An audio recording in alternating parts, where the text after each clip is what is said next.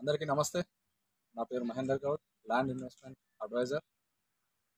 ఈరోజు టాపిక్ వచ్చేసి మనం రియల్ ఎస్టేట్లో కామన్గా వింటుంటాం. ఆ నాలా నాలా అంటే ఏంటి అసలు? నాలా అంటే ఏం లేదు, non agriculture land assessment act.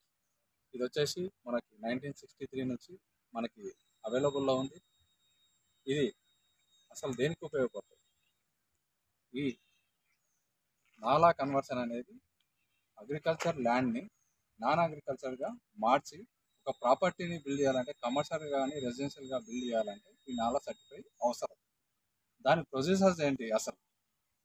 ఆ ప్రొసీజర్ ఏ విధంగా ఉంటుందంటే, ప్రజెంట్ ఇప్పుడు తెలంగాణ గవర్నమెంట్లో ధరణి ఉంది. అంతకుముందు వచ్చేసి డైరెక్ట్ ఇది ఎంఆర్ఓ ఆఫీస్లో ఒక సర్టిఫికేట్ కానీ అప్లికేషన్ పెట్టుకుంటే మనకు సర్టిఫికేట్ ఇచ్చేది.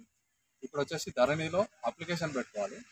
ఇప్పుడు అప్లికేషన్ పెట్టుకున్న తర్వాత డైరెక్ట్గా కన్సర్న్ ఆఫీస్కి మనకి అప్లికేషన్ వెళ్తుంది. అప్లికేషన్ వెళ్ళిన తర్వాత వాళ్ళు దాన్ని ఫీల్డ్ వెరిఫై చేస్తారు.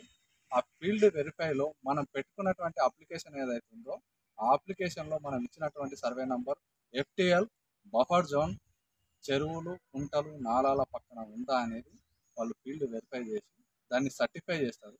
ఆ సర్టిఫై చేసిన దాని పై ఆఫీసర్ అప్రూవ్ ఇస్తాడు. అప్రూవ్ ఇచ్చిన తర్వాతనే ఈ నాలా సర్టిఫికేట్ అనేది వచ్చిన తర్వాతనే ఒక ప్రాపర్టీ అనేది రెసిడెన్షియల్గా కానీ కమర్షియల్గా కానీ ప్రాపర్టీ బిల్డ్ చేయడం జరుగుతున్నది. కాబట్టి ఈ నాలా అనేది రియల్ ఎస్టేట్లో వినే వర్డ్ ఇది. Thank you.